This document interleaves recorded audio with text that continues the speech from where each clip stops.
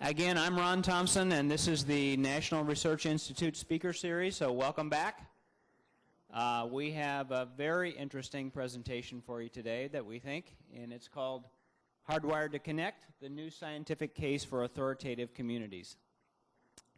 If you've read the Overlook and if you've talked to people around here, this is a project that we're very excited about at Girls and Boys Town, and we have two very distinguished guests here to speak to us and describe the project to us this afternoon.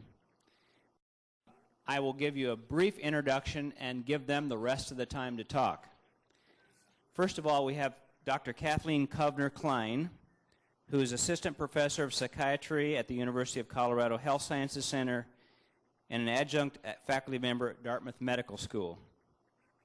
She's also on the medical staff of Children's Hospital in Denver, and she has medical degrees from Yale, as well as a Master's of Divinity from Yale Divinity School. So I guess you're a Yaley, right? She's done a lot of work in addition to her medical practice in grassroots efforts on character building and mental health issues for kids and families. She was really the principal investigator of this Hardwired to Connect project and this report. So we're very lucky to have her here today to help describe it for us. We also have David Blankenhorn, who is the founder and director and president of the Institute for American Values in New York City. The Institute has been a friend of our organization for quite some time, and as David described to me the other night, they have 8 people who are taking on the world in New York City. He has been very active in renewal of marriage and family life, sources of competence and character and citizenship. He has co-edited 7 books. He has written a number of articles in popular and for the press, such as the Washington Post and other Los Angeles Times, other large newspaper outlets.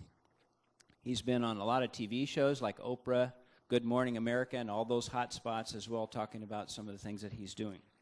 So without more of a description, here they are, and welcome to Girls and Boys Town.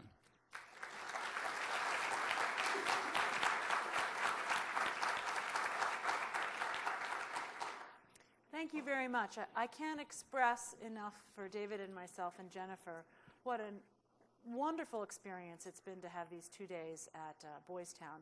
And I really feel like you've executed just such a magnificent visit for us. And every group of students and staff that we make is just very inspiring to us. And we feel like we just go from height to height and strength to strength. And another very interesting thing that we would not have predicted is we didn't actually examine Boys Town when we wrote this report. And suddenly we've come to a community that we feel embodies all of the principles in the report that we came to from a different set of scientific and cultural analysis. And that is just a very validating experience for us as well. To give you just a little history of the report, I'm going to try to race through far too many slides too fast, but we want to really cover the main points of the report but leave some time for discussion. David and I in the YMCA of America conceived this project as an effort, in the language of the child psychiatrist that I am, the disciplines of psychiatry and psychology, to address the crisis of childhood in America and to rebuild the psychosocial infrastructure for children that has deteriorated in our country so dramatically over the past several decades. And we wanted to find a new way to talk about it, to get public attention, and to empower people to do something to rebuild that structure or scaffolding for children. This was our report. Many of you have seen it, The New Scientific Case for Authoritative Communities. We formed a commission, the Commission on Children at Risk, a panel of 33 leading children's doctors, neuroscientists, research scholars, and youth service professionals. There are sponsoring organizations. Here's the long list of folks that have contributed and signed on board to our project. What's the crisis in American childhood? Here's just a quick review of the statistics we live with in America today. In the midst of unprecedented material affluence, we have a deteriorating mental and behavioral health of our children. Rising rates of depression, anxiety, attention deficit, conduct disorders, suicide, and it goes on and on. You're familiar with all of that. Those are the children you treat and see. Part two is how we are thinking about this problem. It's our frame of reference. It's our worldview. It's our means of diagnosis. Oops. And it's our failure to recognize the underlying structural, systemic, and ecological causes regarding this epidemic of childhood illness. We've diagnosed the problem. We say that these rates of mental and emotional and behavioral problems are due to a lack of connectedness, a lack of close connections to other people, and deep connections to moral and spiritual meaning. Why did we want to do this? Our waiting lists are too long. 1 out of every 4 adolescents is at risk of not achieving a productive adulthood. 21% of our children aged 9 to 17 have a diagnosable mental or addictive disorder. Current generation is more likely to be depressed than their parents' generation or anxious. 20% of our students have considered suicide in the past year. Even in the heartland of America, a large Midwestern university, number of children seen for depression doubled, for suicide tripled, seen after a sexual assault quadrupled. What is going on here? While we've made amazing progress in the overall death rates due to intentional injuries, cancer, and heart disease, our overall death rates have dropped by 53%. Our homicide rates are going up 130%. Our suicide rates, the third leading cause of death, has risen nearly 140%. In the midst of unprecedented material affluence, if things make you happy, something's going wrong. Immigrant families, in spite of their generally lower socioeconomic status in our community, tend to do better, fewer emotional problems, less risky behavior. The longer they stay in our country, in this anemic or toxic culture, the more generations they tend to be less healthy and report increases in risk behavior. What are the models we're using to think about this?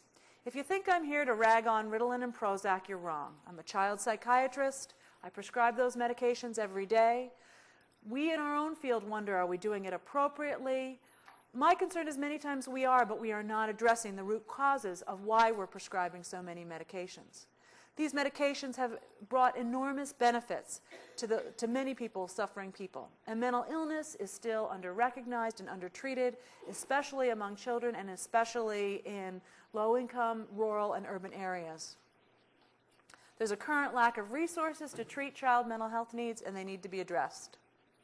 And we've even gotten better at getting specific psychotherapies and specific medications and find out what works in specific situations. But we are regressing in the area of prevention of emotional and behavioral problems in young people. The at-risk model, another very popular model. All the kids that come to Boys Town are already at risk, right? Boys and Girls Town. What are the good things about this model and the bad things? We identify groups that are vulnerable to disease or pathology. The problem is it tends to locate as used currently, it tends to locate the problems in the individual. There's a bias against, we nod our head in those directions, but if you review how the terms are used, there's a bias against recognizing and confronting the structural and systemic and social origins of many of these problems. And there's a bias for interventions that are highly clinical, highly targeted, and oriented to individual pathology. We're child psychiatrists and psychologists. One of our clinic directors, Dr. Dolgan, the other day said more than 50% of the children who are sent to the office, to the intake office, have problems that can't be addressed within an office setting. That's not where the problems are. That's not where they're going to get better. There's not where they need treatment, and that's not where they need change. It's not something that an individual psychotherapy or a prescription for a medication can solve. And the at-risk model often tends to focus on the most extreme and advanced manifestations of these problems. What's the need? For both, to pay attention to those children with special risks, many of whom have arrived here, but to have a more intellectual and ecological framework to shift the probabilities for most of us. Not just the kids who are way outliers, but for the whole herd of American children who are doing much more poorly than they were several generations ago. What's the case? Number one, the mechanisms by which we become and stay attached to others are biologically primed and increasingly discernible in the basic structures of the brain. One of the great miracles in the last 10 years of research science has been the identification of the neurotransmitters that are active and operative in our brains when we fall in love, when we fall in love with our children, when we make and keep commitments, when we are empathetic to others' experiences.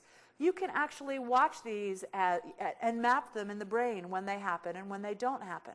It's something that all of the wisdom traditions have always known and philosophers have talked about for millennia.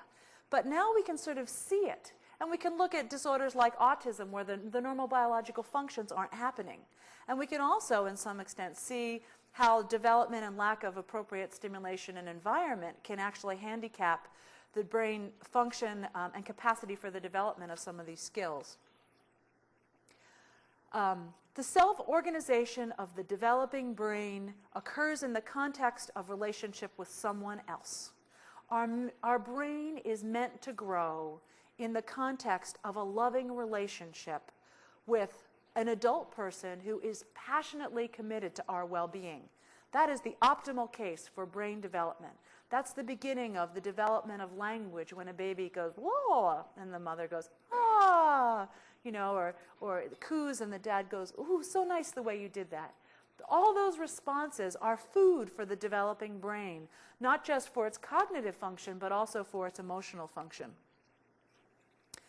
These irrational contexts can be growth facilitating or growth inhibiting, and also can confer sort of resilience in the case of, as we're going to talk about, maybe genetic predispositions to some unwished for effects.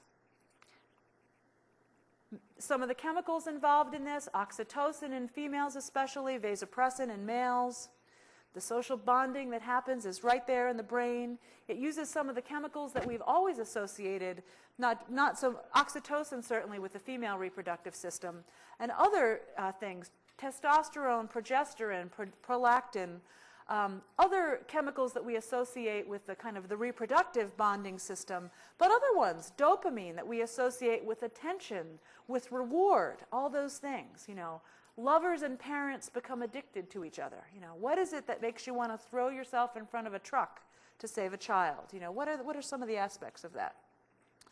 Another factor is that what we find is that the initiation of caregiving behaviors often sets in process a cascade of chemical responses that reinforce that behavior again. And because they're very self-satisfying. You know, it's a very satisfying experience to nurture a child. I'm sure it's part of your experience every day to see the responses as children accept your feedback, rise in their self-esteem, begin to grow in your eyes. You are all accomplished nurturers. Nurturing environments, or the lack of them, affect gene transcription and the development of brain circuitry. This is very elegant work. But I want to give you two main points. One is great excitement over the National Genome Project, or the International Genome Project. We can outline the railroad tracks that go in our chromosomes in fantastic detail. The general public gets that. What the real geneticists get that the public does not yet understand is that in the absence of gene therapy, our genes are the way they are. But they are, and they're not going to change, but they are not in and of themselves ultimately predictive of outcomes. The way the genes work, they get messages from the environment. And that those messages from the environment, from one's experience, inform the genes how to transcribe themselves. They affect the level of what from our genes, for instance, stress hormones like cortisol. With the experience of a low-stress environment, the systems on your genes that say, oh, put out 20% of the stress hormone are sort of what we call down-regulated, and that in the experience of high stress, they become upregulated and set on, again, a cascade of events that mean that more and more stress hormones are going to be produced. So it's always a dance between nature and nurture, even at the very basic science level. I want to talk about an example from rat studies. The way mama rats take care of their young in a particularly nurturing way is they lick and groom. You can sort of imagine it. You can see a mother cat doing that kind of licking and grooming, licking and grooming. We could spend a whole time talking about how parents and family teachers lick and groom their children here. I saw a lot of it last night at dinner, as a matter of fact. But there's a very interesting thing, is that some subspecies of rats are genetically predisposed to be high lickers. You know, the more it doesn't matter, you just keep breeding these rat families, and they're just very intensive nurturers. And some other rat families are kind of low lickers, you know, kind of more laissez-faire parents, less likely to be involved. Clearly a heritable trait. Turns out that the baby rats that are in the high licking families are very stress resilient. They have lower levels of stress hormones. They have a heart rate variability marker that says they react, they're not less likely to overreact in tense situations. They don't sort of carry that type A personality with them so much, and they perform better, like in mazes, under stressful situations. They're sort of a generally hardier group than the low-licking rats. Well, the scientists did a very interesting experiment. They took some of the babies from the low-licking, let's just say laissez-faire rat families, and they cross-fostered them to be raised by the sort of intensive care families. And what did they discover? They discovered that they couldn't tell the adopted baby rats from the original baby rats with the tendency to be high lickers. They were all the same. They all became intensive nurturers. And the baby rats from the low-licking families got the same benefit from the nurturing. They suddenly looked like these very resilient little baby rats. You know, they could do the mazes better. They had all those strengths. They had less stress hormones. Even more interesting, though, is that in the next generation, when you took these cross-fostered baby rats, remember they're genetically primed to be low lickers, but they had the experience of being high lickers. When they have their own children, they become high lickers. In other words, the social learning from the nurturing they received was more influential on the way they would nurture their own pups than their genetic predisposition. That was passed on another generation and again conferred the same benefits to that next generation of pups. The take-home lesson from that is that the investment of high-quality nurturing that you put into your children pays off in your grandchildren, if you can imagine that. These are things we're passing off. It's the kind of thing at Boys Town. We hope and believe that the children that we raise here will internalize that high nurturing, high intensive, high positivity kinds of things when they become parents, and that their children are less likely to ever end up here because they've been well nurtured in their own homes. These things are passed on from generation to generation. Okay, point 3, the nature-nurture debate, which I alluded to already. It's both. It's both and. We don't want to waste our time with anyone who wants to say one or the other. In certain situations, in any given individual, certainly one may be more dominant. Someone has acute post-traumatic stress disorder. The environment and the recent trauma is certainly predominant. If someone, you know, has a bad genetic loading for schizophrenia, you know, these are very unfortunate, you know, genetically driven diseases. But even things like schizophrenia, we find that the symptoms are less likely to be expressed in low-stress households. So again, it's always a dynamic. There is hardly anything other than maybe autosomal dominant Huntington's disease that is, you know, so predominantly genetically driven. The best example of this that we want to, social context alter again, don't change the genes, but change what gets expressed from the genes. And it can change the relationship between a specific gene and the behavior. The illustration, and also by changing the social environment, you can affect genetic transcription. So for instance, by providing a lower stress environment, you are going to affect the level of cortisol, a stress hormone that is transcribed from the genes. Let me tell you about Steve Sumi's rhesus monkeys. He works at the National Institute of Child Health and Development with large troops of rhesus monkeys, who, by the way, share about 96% of our genetic material, very close to us. Many differences from us, of course, but some very similar things. About 15 to 20% of rhesus monkeys have this heritable trait that looks a lot behaviorally to what we describe as human depression and anxiety. These monkeys, when given this magic marker, the average monkey comes up, flips it up, plays with it. This particular strain of monkeys is going to be a little tentative, less likely to explore, more curious, more fearful when exposed to a new situation. These monkeys have other risk factors. One of the things they do, that when they expose them to the monkey happy hour in Bethesda, Maryland, which is an open bar of sweetened alcohol solution that the rhesus monkeys go to at some point of the day. The average rhesus monkey is going to consume about this much. They like it a little bit. It's kind of interesting. They do it. They go for a drink now and again. These anxious monkeys consume about this much, just in what looks like a self-medication pattern. In other words, they need to take a little more to get that same level of relaxation or relief. And in a certain way are much more prone to what we would think of as alcohol dependence. Take these monkeys, they also are more likely to have hyper responses to stress and not do well and have more depressive responses to separation and things like that. Take these anxious monkeys with the heritable trait, cross-foster them to the monkey supermoms, the rhesus monkeys that are identified as being especially nurturing and especially attentive, and with that wonderful knack of giving a baby comfort when they need that and gently encouraging them when they need that. Turns out, these monkeys with the heritable trait who are cross-fostered to the monkey supermoms are indistinguishable from the average rhesus monkey. And when they go to the monkey bar, they don't take any more than the average. There's a similar story to be told with the subgroup of monkeys.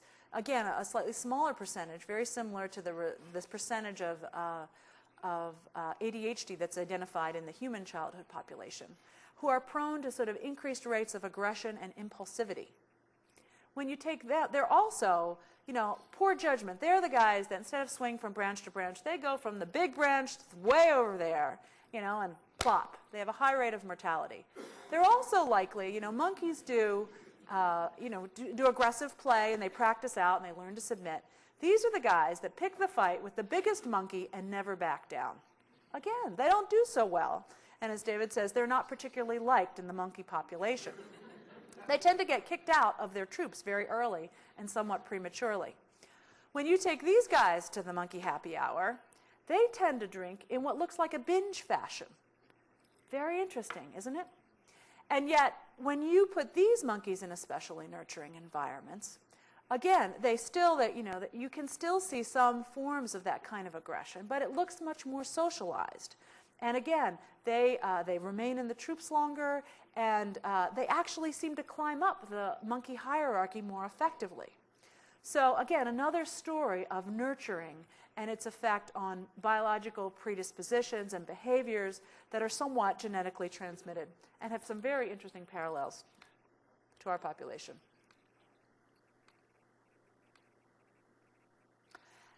We want to talk a little bit about the adolescent brain.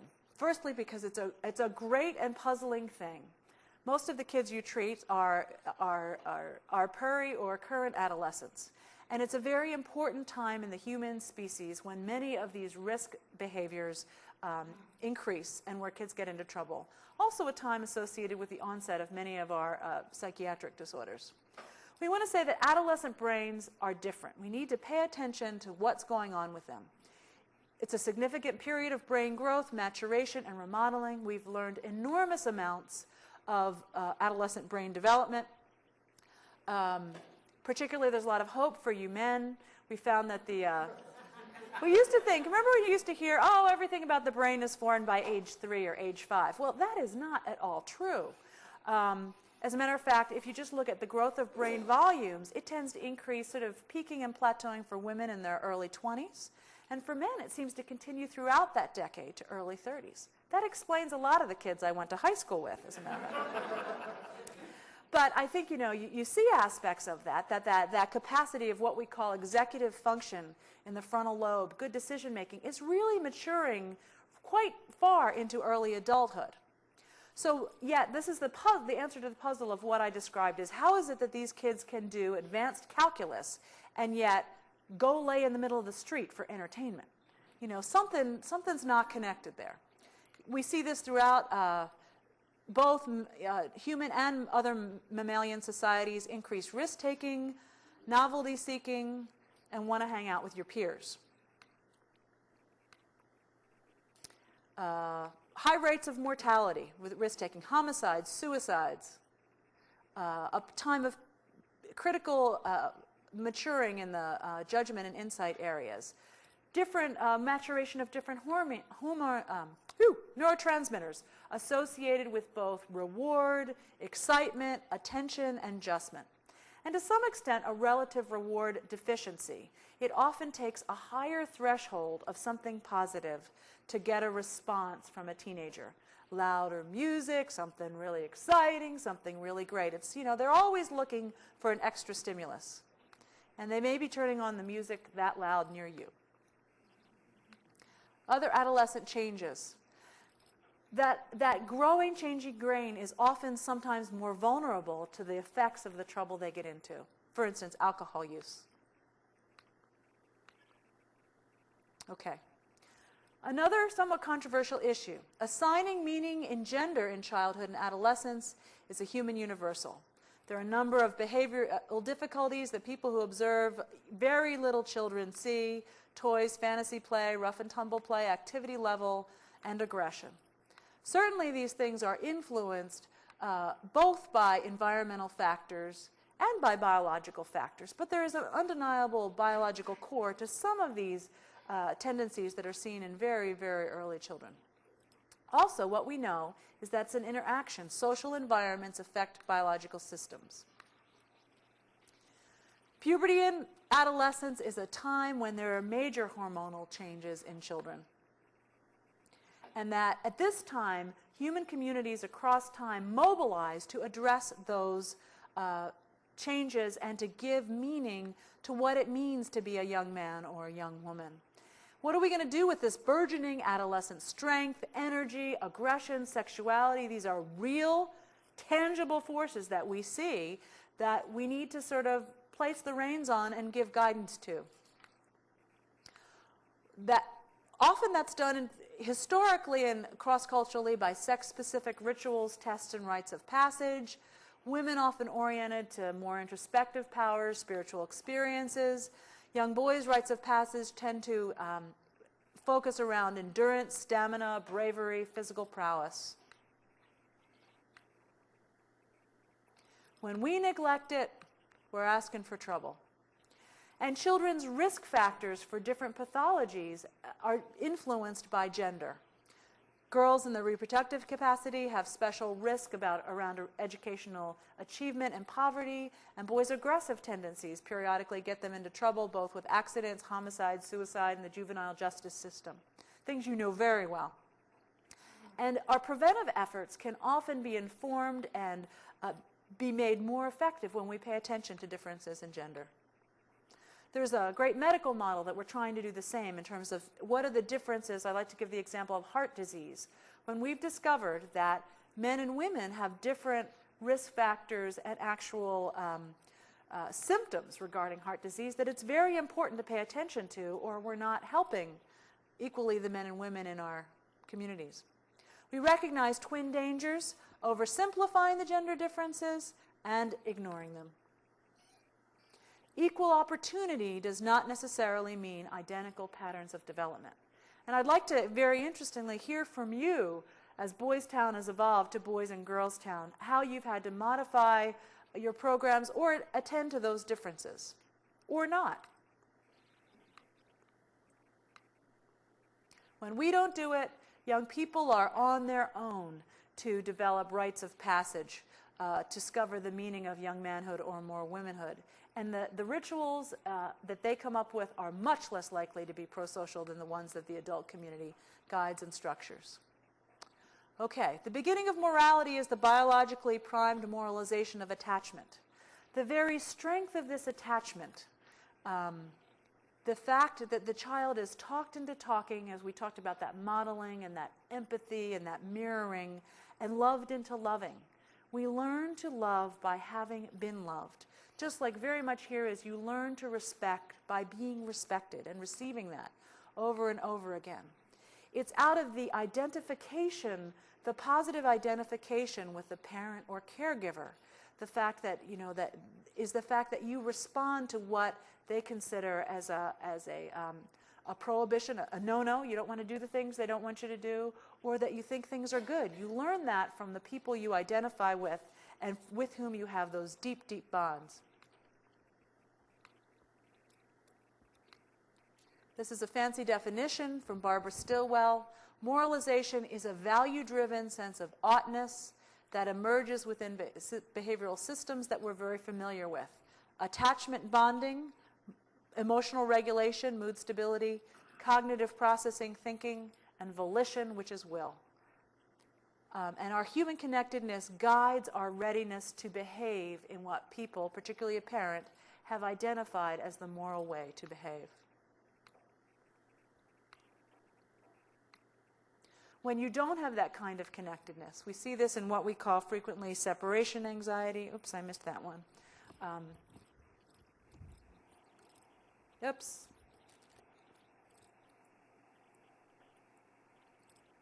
All right, now I'm having a technological problem here. Here we go. There we go. Moralization of attachment. These moral needs are not merely personal and private. They are social and shared. And you clearly respond to these in the formation of your community by creating these group moral norms. The ongoing development of morality as children go into adolescence expands around their ability to idealize individuals and ideals. There's growing cognitive capacity, widening networks of relationships, new and additional sources of moral meaning, and that growing capacity for awe, worship, and idealization. I would argue that many of the capacity for awe and worship is a much younger capacity as well. It doesn't just begin in adolescence. Role models are very important. We tend to imitate and become those whom we admire. Someone today was talking about the difference in the heroes that children have when they come to Boys Town, who are largely sports and music and media celebrities, and after they've been here for a while, their heroes become people that they know here at Boys Town. Much more personal. Again, this just underlines the protective effect of strong relationships with caring adults in enormous amount of settings. And this protects against any of the big risk behaviors we've talked about: drugs, sex, and rock and roll, school dropout, all those factors. And it's true for boys and girls across a broad range of racial, ethnic, and social class groups. These primary nurturing relationships influence early spiritual developments. God as mother, God as father. Our early experiences with our parents are often both naturally and culturally transformed or influenced by our relationships with our parents or those primary caregivers. In addition to that, we also attribute to God the positive experience that we have from caregivers, which also points out maybe some spiritual difficulties for people who have not had those primary nurturing relationships that are so successful. Many descriptions of the divine, both theistic, in the Judeo-Christian Muslim tradition, and even non-theistic, like the Buddhist or the Hindu tradition, involve a sense of security and peace and strength and trust. And those are the same kinds of experiences that we associate that ability to be comfort, to be given peace, to acquire a sense of peace. We associate it with healthy parental nurture.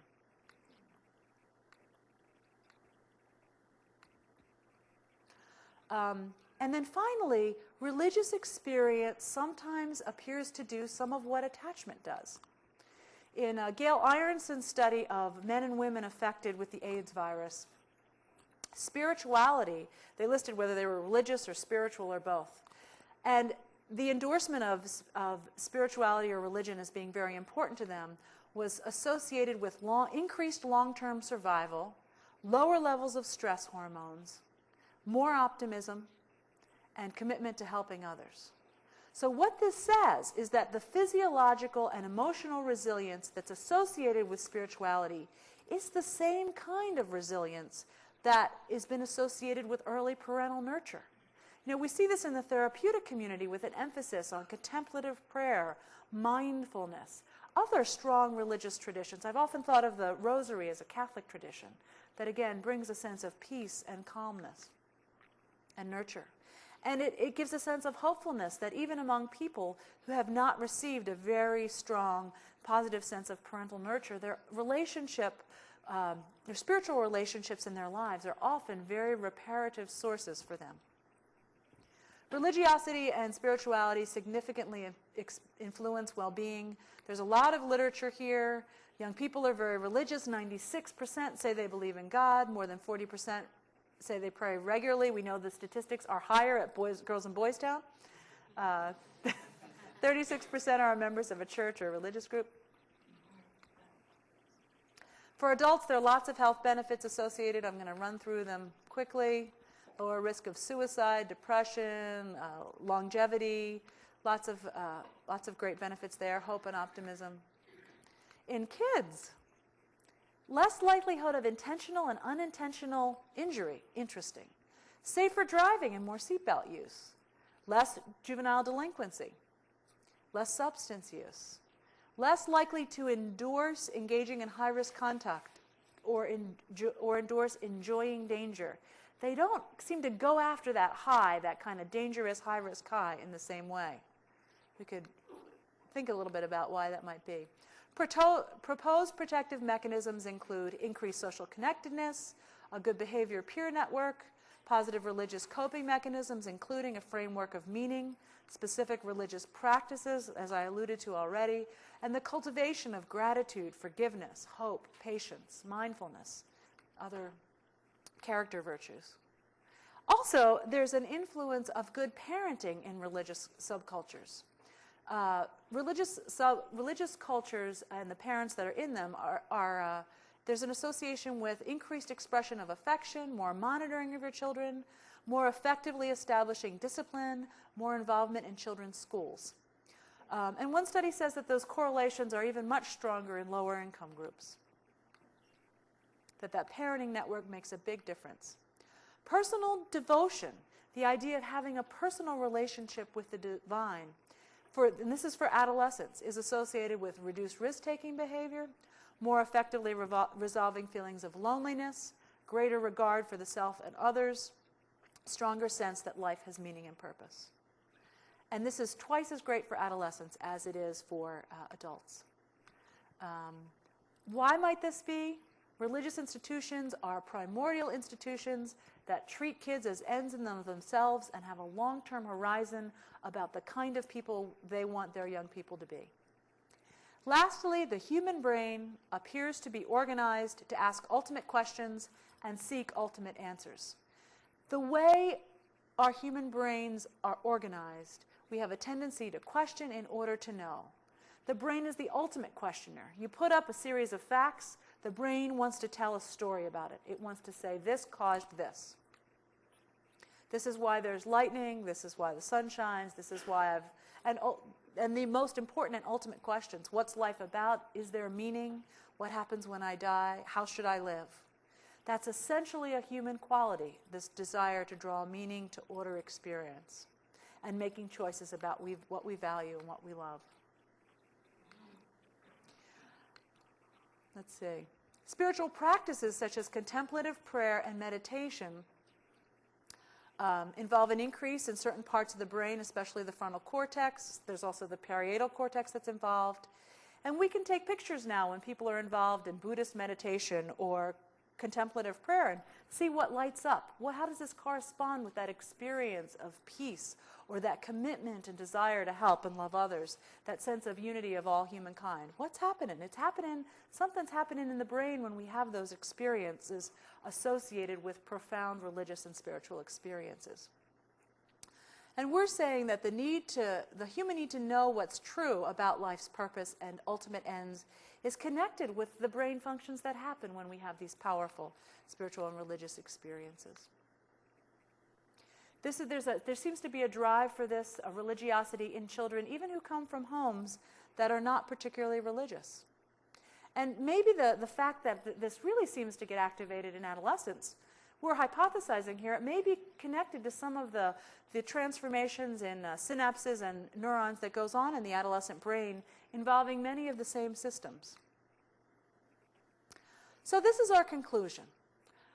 The scientific case for authoritative communities says that the best science we have across the basic brain and behavioral sciences says that we are hardwired to connect to other people and hardwired to connect with moral and spiritual meaning, the possibility of the transcendent. And we are talking about the need for groups who are committed to living out that kind of connectedness. From here, I'm going to hand it to David. Do you want me to do this?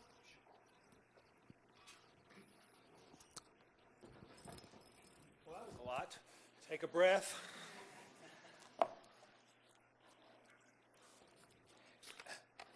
Kathy has told you that these scientists have found in arguing that the human child is biologically primed, hardwired for connectedness, horizontal and vertical connectedness, close enduring relationships with other people, and connectedness to moral and spiritual meaning. What I want to tell you is that the U.S. social institutions that are giving our children these types of connectedness are getting weaker. That's what I have to tell you. So we know that there's this health elixir called connectedness that our children need for human flourishing. And we know, and we argue in this report, that the groups, the social institutions that give our children these forms of connectedness are getting thinner and weaker and less able to do this important job. So, what are we supposed to do? What am I supposed to do? What are you supposed to do? We argue in this report that what we are supposed to do is strengthen authoritative communities.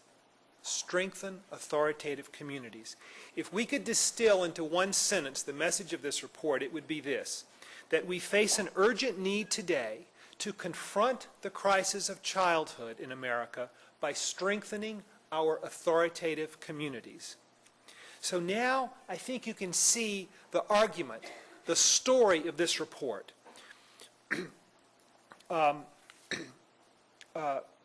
Let me say, too, that this concept of authoritative communities, we believe it's the report's major innovation, the major contribution. Why? Because what we're trying to do with this idea of authoritative communities is, we believe for the first time, scholars can now communicate to youth service workers, policymakers, philanthropists, journalists, and others, what are those traits across social institutions that produce good outcomes for children. So whether you're a YMCA in Baton Rouge, Louisiana, or a soccer club in Topeka, Kansas, or a family sitting around the dinner table, we now believe we can identify, or we are proposing to identify those qualities that make up what we call authoritative communities, the 10 characteristics of them that cut across the type of group, that are common to them all, and that give this benefit of connectedness to our children. So you see then that we are saying in this report that Children desperately need this kind of connectedness. Too many of them aren't getting it. They're suffering. We as a society cannot resolve this crisis merely or even primarily by creating more highly targeted clinical special programs for at-risk children. Something in addition, something much deeper is needed. The social institutions that are giving our children this connectedness are getting weaker. It's our challenge to make them stronger. And we believe that we can identify the traits of these institutions that are going to be the solution. So let me very quickly go through them. One reason I'm going to go through them quickly is because I want to have time for discussion. But another reason I'm going to go through them quickly is because something tells me they might sound familiar to you. Number one, it is a social institution that includes children and youth. Well, big surprise. So the Army doesn't qualify, and the American Association of Retired Persons doesn't qualify, but families qualify, and that whole range of civic, educational, recreational, community service, business, cultural, religious groups that include or involve children under the age of 18. That's the first characteristic. Secondly, it treats children as ends in themselves. The rule is not that children can never be treated as a means to an end. Is Coach still here? You want the guy on the you want the player to help you win the basketball game. You want to have a child achieve some goal that may be thought of as instrumental. But you must always, at the same time, primarily view the child as the whole person, as an end in him or herself. Those of you who've looked at philosophy might recognize this from a famous philosopher, Immanuel Kant, in the so-called categorical imperative. You must this is the fundamental moral law. You must always treat a person as not merely as a means, but as an end. It is not specifically a religious teaching, although all the religions teach it. It's the fundamental moral law, and the authoritative communities, unlike so much of what we see in this increasingly toxic society that is sending children to Boys Town, but authoritative communities treat children as ends in themselves. 3, it is warm and nurturing. I'm really not going to say much about that because I've seen enough here tonight you've taught me something about warm and nurturing. I'll just read you this one sentence from the report. Children typically learn to be what they admire, and having warm, nurturing relationships with admirable adults is arguably the single finest way to help children learn. These are what the scientists are telling you. Number 4, it establishes clear limits and expectations. Again, I'm not going to go into that with you because I've seen, I talked to the guys at dinner last night with Dr. Daly, and I learned something about limits and expectations. I saw the cards. Blew me away. 5, the core of its work is performed largely by non-specialists. I met the FTs. Am I beginning to get the lingo right? So you know this. Specialists are wonderful. Professionals are wonderful. And you have them here in a lot of authoritative communities, not all or even most, but many hire professionals to do what professionals need to do to help make us effective. But that ethos, the kind of essential spirit of an authoritative community doesn't tend to be a highly professionalized way of operating. It tends to be more defined and guided by ideas of family, of volunteering, of citizenship. Authoritative communities sometimes use the specialized languages of, say, client or services, but often they tend to more frequently use words like neighbor, friend, family. In authoritative communities are much more likely to employ moral reasoning and arguments and to offer moral evaluations and judgments. So that language of kind of moral neutrality combined with technocratic efficiency and highly professionalized ways of operating, although these ways of being have their place, they tend to be subordinate in authoritative communities to this larger, somewhat deeper way of relating to children. Again, I don't think I have to say much to you about this except to remind you that these are the findings of a distinguished interdisciplinary group of brain researchers and scholars who weren't thinking much about girls in Boys Town when they wrote these findings. 6, it is multi-generational. Of course, children like to be and need to be around people from all ages, and this idea of multi-generational quality helps us develop something that I've also seen a lot of in the last 2 days, shared memory. Shared memory. This is where we came from. This is who we are. This is our story. So this notion of the shared memory that connects us to people who we personally have never met, people who have died, or people who have not yet been born. This notion of shared memory, very important. 7, a long-term focus. Me first, give it to me now, just do it, instant gratification. These are the advertising slogans for the larger culture in which all connections to others, even the connection of marriage, is increasingly viewed as non-permanent, contingent, and prospectively short-term. Authoritative communities cut in the other direction. They connect us to others and to posterity in ways that extend our time horizon.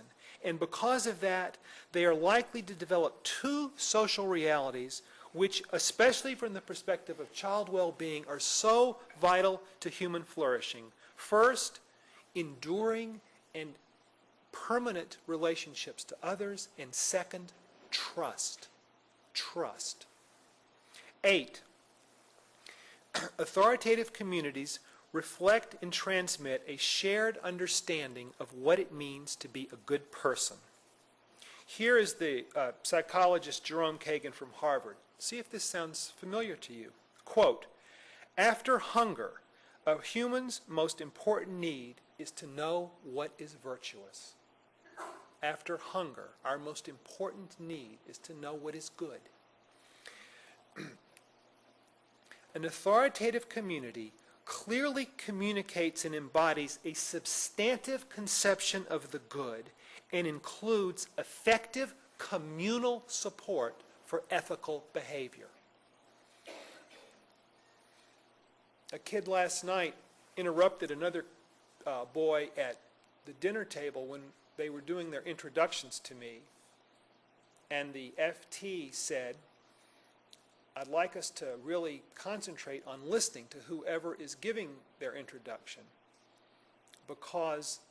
and not interrupting him, because when we do that, we're showing him respect, and in showing him respect, we're also respecting ourselves."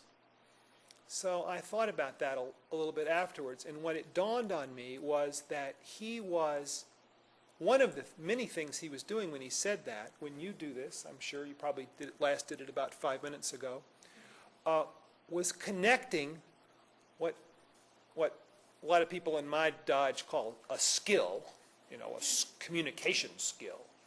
You were connecting it to a virtue. And when you were doing that, you were communicating an understanding of what it means to be a good person.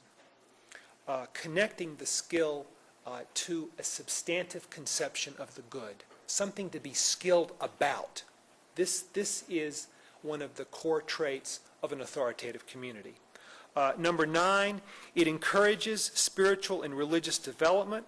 An authoritative community recognizes that religious and spiritual expression is a natural part of personhood. It is part of being a human being.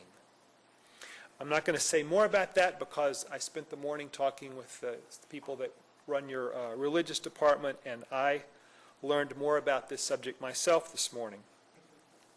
Number 10, last one, an authoritative community is philosophically oriented to the equal dignity of all persons and to the principle of love of neighbor, the golden rule ethic, the principle of equal dignity, these principles that are enshrined in many of our founding documents as a nation and inscribed in the UN Universal Declaration of Human Rights and in all of the great wisdom and religious literature of the millennia, this idea of the transcendent dignity of the person, the spark of the divine, this principle of equal dignity and the principle of equal regard, treat a person as an end, not a means, or what in the Christian tradition would be called neighbor love, the love of neighbor, is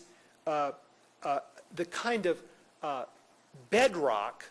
It's the foundation, the moral foundation of all authoritative communities. That's what we're arguing. So in addition, authoritative communities may have many other rich moral and spiritual dimensions and meanings, but this is the bedrock of it all. If it doesn't have that, it's not going to work. You could have civil society out there. I mean, a gang is an expression of civil society. It's voluntary, has leadership, and so on, but it doesn't have, one of the things that makes it not an authoritative community is it doesn't operate according to this foundational ethical principle, which is a religious principle. At the same time, it is more than a religious principle because it is found in the great secular philosophies as well. So don't let anybody tell you that this is imposing a religious idea. Yes, it's a religious idea. It's also, at the same time, a fundamental, universal, human value. I'm going to stop there and just say that what we've tried to do with this report is, again, a kind of a two-parter. That's why you got the two of us. Kathy wanted to tell you the scientific basis for making this argument about connectedness and the essential importance of connectedness. My job was then to tell you that that's what we're losing out on, and therefore the job is to rebuild and create more of these authoritative communities, the groups that live out the types of connectedness that our children increasingly lack. That's a kind of a thumbnail definition of an authoritative community. A group that lives out the type of connectedness that our children increasingly lack. Has it occurred to any of you, perhaps, just spitballing it here, has it occurred to any of you that you are an authoritative community? You are. And well, it's occurred to me. The value of this report is twofold, I think. One sense, it takes new science, it takes the results of people who wear lab coats and look through microscopes, and it holds up that evidence in support of some pretty common sense and old-fashioned ideas that have worked for a lot of good people doing good work with their children and other children for a long time. Last night, I think it was, I heard from someone two of Father Flanagan's sayings, one of which I knew, that there's no such thing as a bad boy, and the second one was that every boy at Boys Town prays, but each boy prays in his own way. And I said to the person who told me that, well, you're now up to page 43 of our report. So new science, men and women with lab coats, they look in the microscopes, and they tell you these things that you have on the walls outside in simpler language, perhaps ultimately more profound language.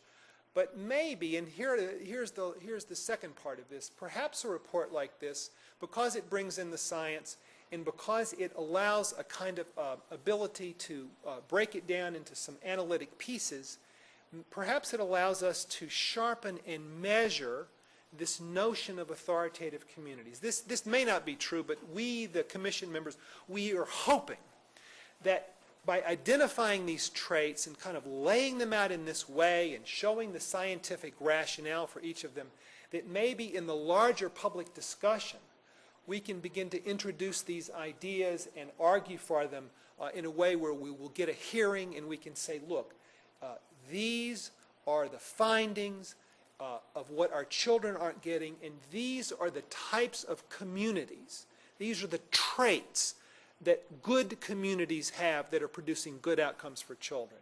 So it probably shouldn't come as a surprise to you that we feel that we have been visiting for 2 days in a dictionary definition of an authoritative community. We think of you as heroes to us, as models for us, and as friends and colleagues and comrades and brothers and sisters in an effort to take some of these ideas and share them with the larger society in a way that some of the principles and of what we are calling authoritative community, what you call Girls and Boys Town, can be shared and sort of transmitted into this larger society, and we would love to work with you in the future months and years in order to do just that. So let me again thank you very sincerely. I know Kathy feels the same way, for inviting us here, for being so hospitable to us. I used the word hospitable last night, and a kid who was this tall raised his hand and said, I don't know what hospitable means. What does it mean? And another kid, about 1 inch higher, said, it means you're being very welcome. And everybody said, oh, that's good. Good. Fill out a card. But I was amazed that the kid said that. You know, what is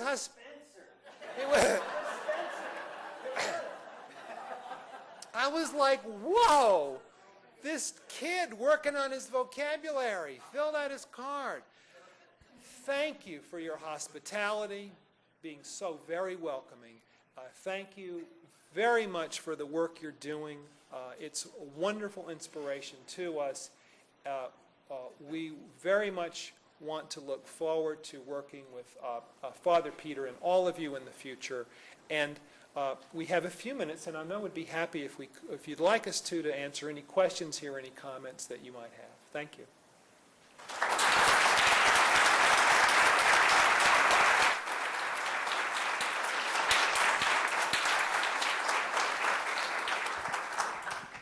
We've been told we're supposed to repeat the questions that you give us. I've got one. First of all, we were very excited to have you come because we were very, very enthralled with your report. As I said, David, to your two colleagues at lunchtime, we're a countercultural organization. Inside our walls, we feel very good about what we do, but outside, sometimes people don't understand what we do or why we do it, and we get some punishment in the professional community for some of the stands we take and the way we do our business. So finding a report that has science and values tied together was something that just was a very reinforcing experience for us. Thank you. We thank you for doing that. And I mean, I know your goal is to strengthen authoritative communities, and the way you've written the report itself does that. I mean, that was one of the experiences I think that we had. My question is, in your collaboration with others and your desire to collaborate with others, what are some of the, you start to deal with it in your report, some of the ways that we can strengthen authoritative communities and some of the ways that we can partner with other communities who have similar kinds of values and similar kinds of scientific bases? We stayed up late last night after we left you, several of us, talking about that very question, because part of what we're doing now is traveling around the country. This report has generated a very strong response. We're getting lots of invitations to meet with people, academics, community workers, youth programs, and we're in a kind of a conversation, and part of that conversation does involve how we make this operational, how we would begin to actually implement our own recommendations and take this thing to the next level. We're talking about developing a curriculum for churches around 4 Sunday morning or Wednesday night 1-hour programs, so that within a context of worship, the members of a congregation could be exposed to the principal findings of the report, and on the 4th and final 1-hour session, the topic would be, how can we in this congregation become a more authoritative community? So do this kind of inventory. That's an idea that we're working with a number of very large church associations. We have wonderful friends at the YMCA who are setting up a tour to different cities where the Y will convene meetings of the broad range of pastors, youth workers, media leaders, business people, and so on. We're trying to answer this question now. We feel like we've done our best to put out an idea, a concept called authoritative communities. We're not sure, and we are looking for partnership opportunities. We are putting together something called the Hardwired to Connect Coalition, which is organizations that want to stay in touch with us about this. But I would love, Kathy could perhaps speak, there are research questions involved. There are community-based demonstration projects. We are just trying now to think about how we might take the ideas of this and go in a new direction, but we feel so encouraged by the possibilities here that we definitely want to do something, and we're struggling, and we're looking for your we would be looking for wisdom from you as we go in that direction. Great. Yeah. Yes, sir. Is there any extension of your work anticipated in the direction of how to heal or how to recondition an authoritative community that has been under a crisis? A lot of times in clinical practice, I've seen a child who has just a very profound disabling condition or impairment. As it worsens, that seems to resonate with what would otherwise be rooted weaknesses in the rest of the family, and you see a sort of downward spiral. Suppose that history seems to subjugate any people. You take down the authoritative communities. The question is there a way or strategy for thinking about addressing the fact that so many of our authoritative communities have just been kind of weakened and gutted, and just starting, of course, with the family. I mean, the weakening of our families in the last 2 or 3 generations is just enough to make your heart break, and then you start from there.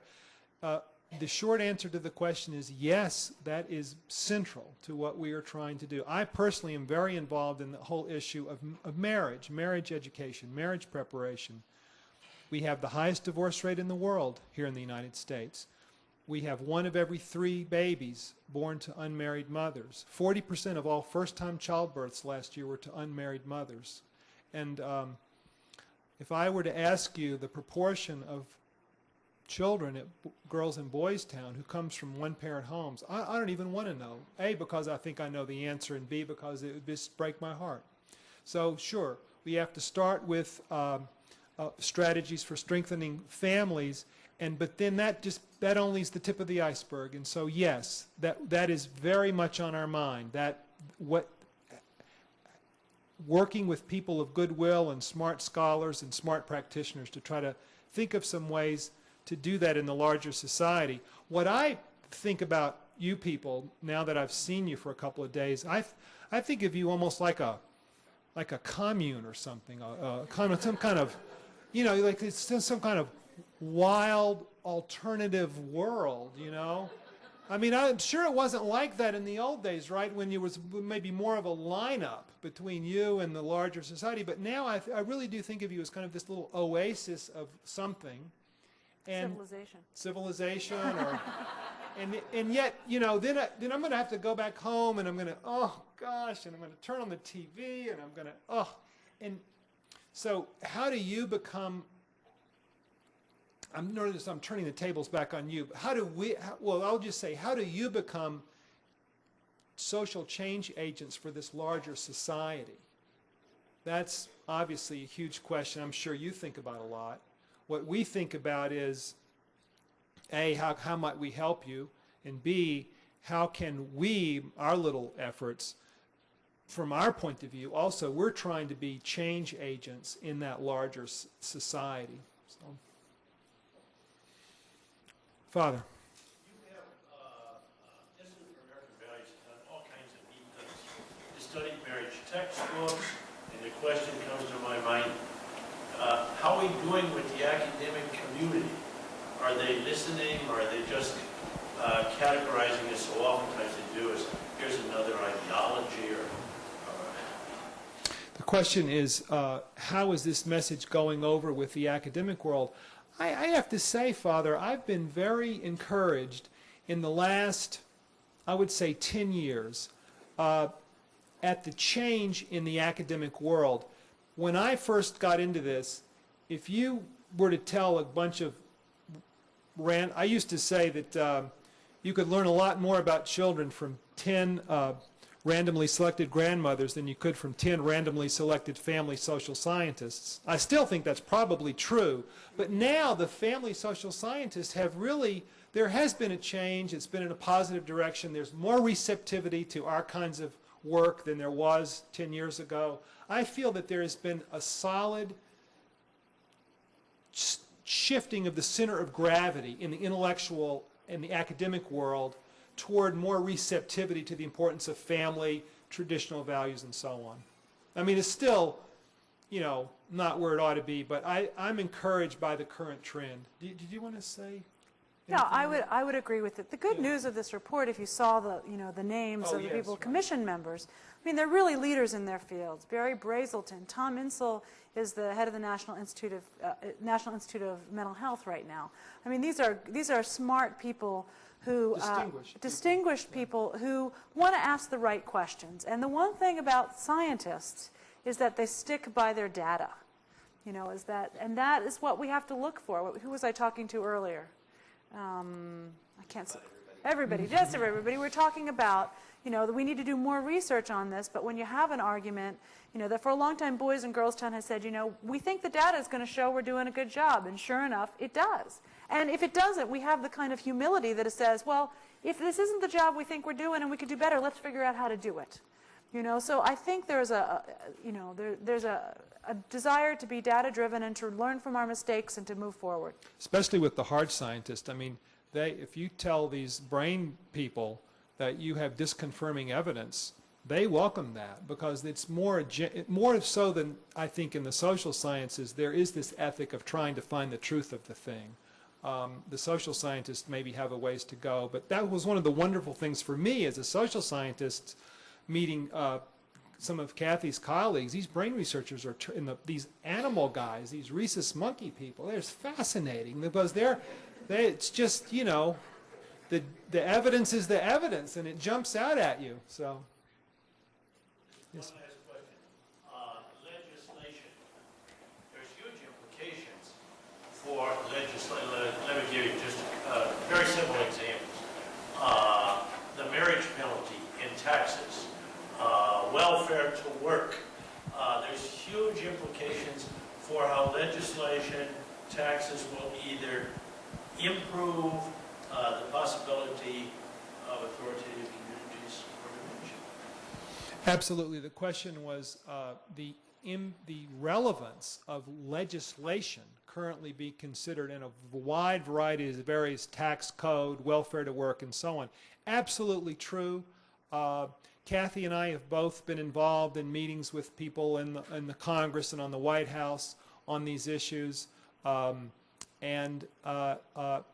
way I think about it is that our movement that we're about is not, it's not a government movement. It's not about politics. It's not a, but we also have to say that policy does have an important role to play in making it easier or harder to do the kinds of work we need to do. So yes, and I do think it's important to be active participants and to bring this. One of the things we're going to do, for example, is have a series of hearings in Washington for the staff people who work for members of Congress.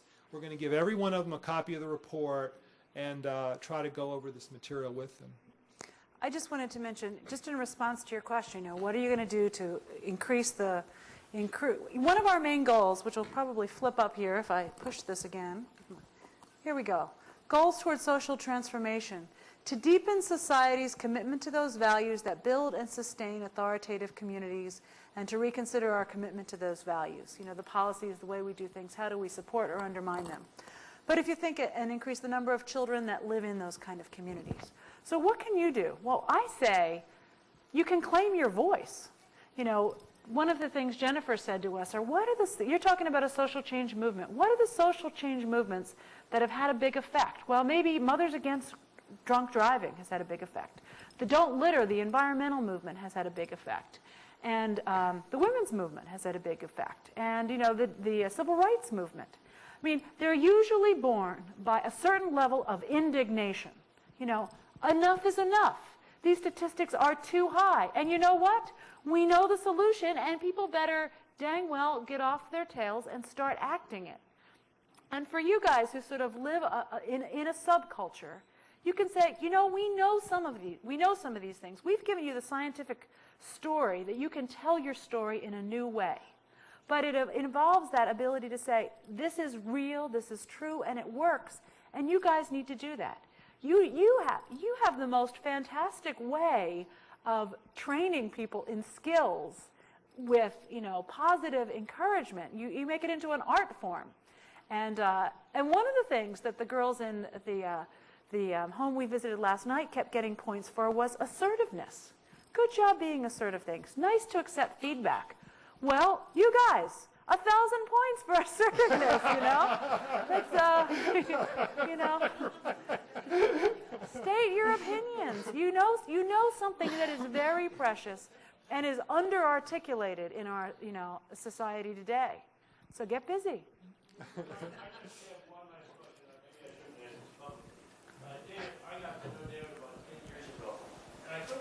I have no idea. How did you ever come to this idea? It's sort of a solitary idea. I think I'll start an institute. Were you raised in the mafia?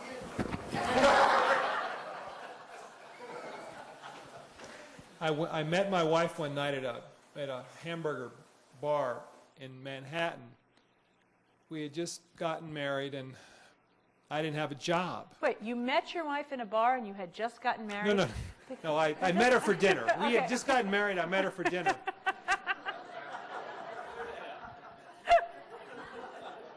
Good story.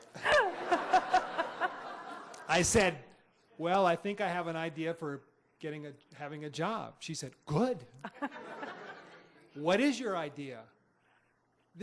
Father, this is an absolutely true story. I'm not. I know that I'm not like you guys embellish, So this is absolutely true.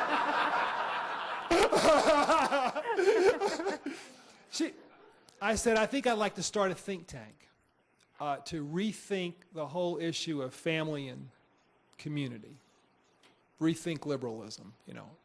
She said, oh. She said, well, have you had any experience at that? I mean, any part of your background in that? No.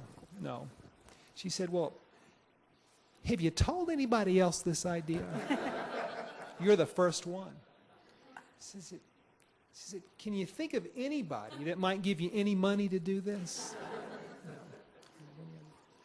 And she said, well, what do you think you'll do next? And I said, oh, I'm going to talk to A and B and C. And I'll tell you, this is really, here I want to get really serious for a moment. It was one of the most important moments in our marriage, looking back on it now. You know what she really said to me? Actually, that really was the conversation, more or less. And what she really said to me was, well, how can I help? It's kind of interesting. And 3 or 4 years of failure, real failure. I got my taxi license. We had no money. I mean, it was just a desperate thing. But I had begun reading on this issue of children growing up without their fathers. It really was on my mind. And I had been a VISTA volunteer and a community organizer for 5 years after I studied history in graduate school. I was a VISTA volunteer, a community organizer, and I saw what was happening in some of these communities. I was in communities that were sending kids to, to girls and boys town, and disproportionately perhaps. And something in me said that if I could knock on enough doors at enough universities, I could find some academics who might want to come together and have some meetings about what was happening to children today. And it took 3 or 4 years of trial and error, failure, and it just felt like something I felt very strongly that this is what I kind of needed to do. And after 3 or 4 years, we finally began to actually have meetings and to do the work. And I think a lot of it was seeing what was happening to the kids I worked with as a community organizer, getting married and starting a family of my own about that time, and it's just you and I are probably, and the other people in this room, we're probably among the very lucky people who wake up every day and say, I am so grateful for what I do. I'm so grateful I've got this job. That's the way I feel about what I do, So thank you for asking that question. Thank you.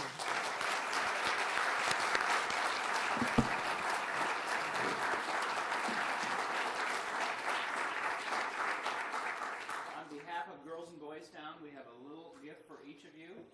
Our famous two-boy statue. Oh, that's wonderful. Just Thank to you make so sure much. Don't forget to visit here. Oh, we never will. very much. That's great. Thank you again.